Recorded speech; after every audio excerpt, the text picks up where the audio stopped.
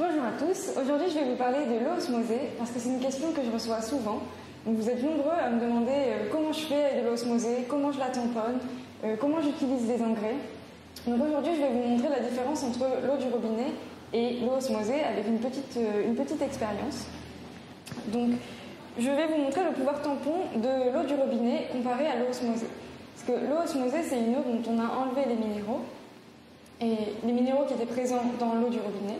Et donc elle perd ce pouvoir tampon, ce qui fait que le pH est moins stable que dans l'eau du robinet. Donc je vais vous montrer ça tout de suite. Donc déjà, je vais vous montrer que ici c'est l'eau osmosée. Donc ça c'est un conductimètre. Et si on le place dans l'eau osmosée, on n'a plus normalement on a une électroconductivité qui est à 0. Donc comme vous pouvez voir là, le conductimètre ne le détecte même pas, puisqu'on est à 0. Enfin, on n'est même pas, il clignote pas, donc il ne le détecte pas. Ensuite, pour l'eau du robinet, voilà, il clignote autour de 0,4. Donc on a une électroconductivité qui est autour de 0,4. Donc cette différence, elle est principalement due à la présence de calcium et de carbonate donc, dans l'eau du robinet. Et ces carbonates, ils sont assez importants pour le pouvoir tampon de l'eau. Donc, je vais vous montrer ça avec tout ça. C'est un pH mètre que je vais rincer dans l'eau avant chaque mesure, comme ça il n'y aura pas de différence. Donc, si on prend le pH, si on prend le pH de l'eau osmosée, on est déjà un petit peu plus acide, on est autour de 6,3.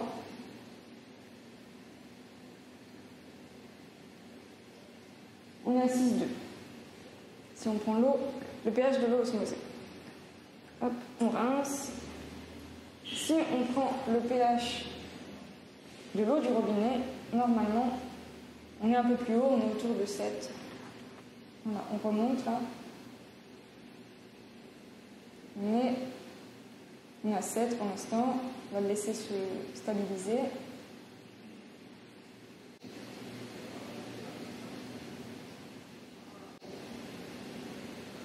On est à 7,3. Hop. Donc maintenant, je vais prendre quelques millilitres de pH down avec une petite pipette. Donc,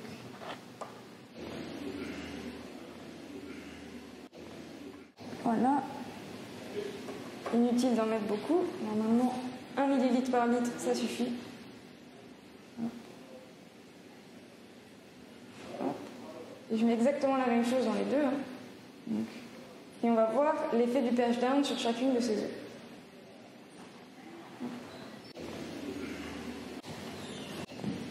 Donc on remue un peu, j'utilise le conductimètre pour remuer.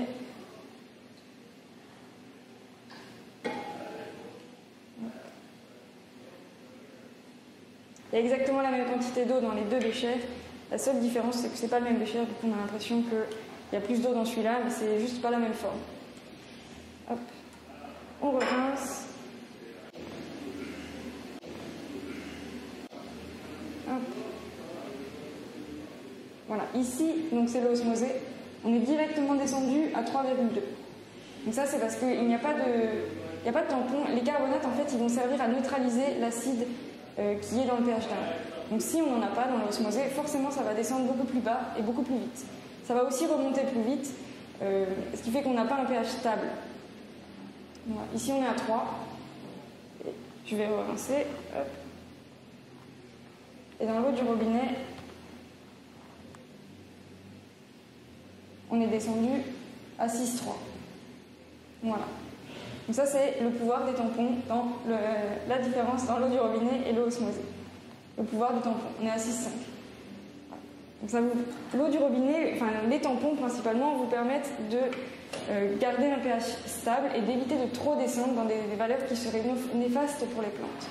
Donc, et dans nos pH down et notre pH up, on a ces stabilisateurs de pH avec l'acide citrique notamment dans le pH down, qui vont aider à maintenir ce pH.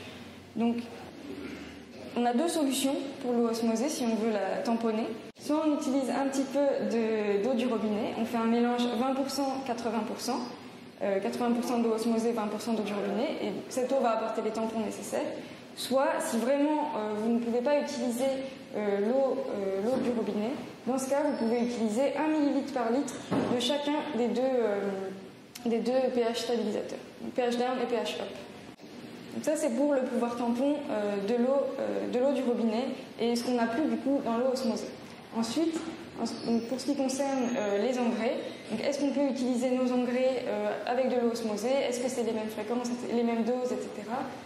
Oui, c'est exactement les mêmes doses. Le Tripart ici, le Tripart Soft Water, est fait pour l'eau osmosée. Il contient suffisamment de calcium et de magnésium pour les plantes. Et globalement, toutes nos gammes minérales contiennent suffisamment de calcium et de magnésium pour l'eau osmosée, donc il n'y a pas besoin de changer les doses. C'est les mêmes que dans les chartes d'application qu'on vous donne sur Internet.